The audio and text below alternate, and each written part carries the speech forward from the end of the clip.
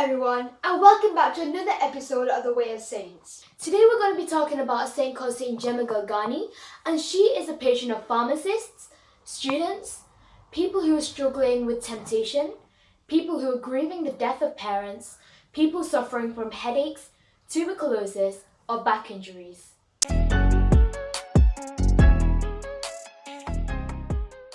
Saint Gemma Galgani was born in the year 1876 in Italy, and she was one of the 8 children to Catholic devout parents.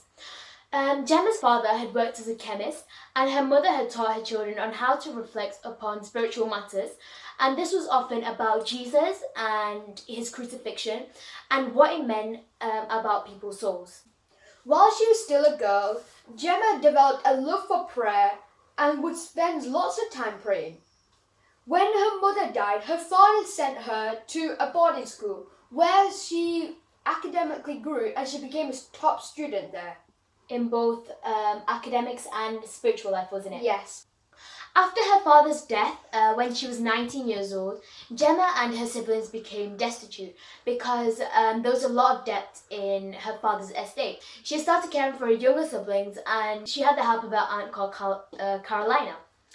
After this, she became really ill. So she moved to a different family who were friends with her parents. Yeah, she became paralyzed, and so they moved her with the Gianna family, I think. Yeah.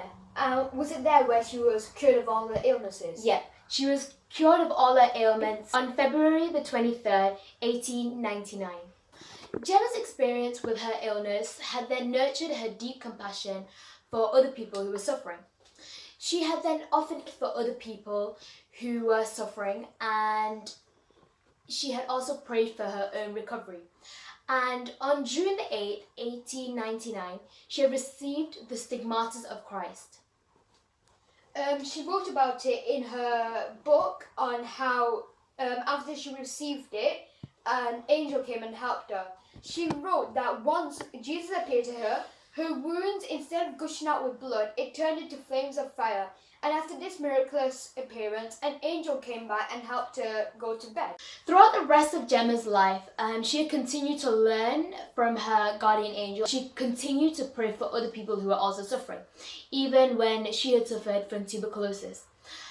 She died at the age of 25 on April the 11th in 1903. Wasn't that the day before Easter at that time? At that time it was the day before Easter, so she died on Good Saturday.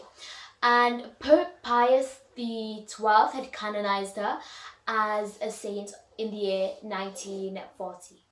So Nena, what can we learn from her beautiful life?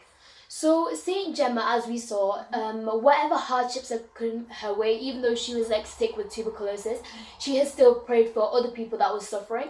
Yeah. Whether their suffering was smaller or greater than hers, she still had remembered them in their prayers. So taking on that example of hers, taking on what she had done in her life, we can do that in our lives as well. So what we can do, we should always pray for other people because we don't really know what people are going through. And even though we're in lockdown again, people might be going through mental health issues and stuff. And so we should also keep them in our prayers. And we can pray for anyone. It doesn't have to be just for a specific person. It can be anyone. So shall I conclude? Yes. Saint Gemma Galgani, pray for us.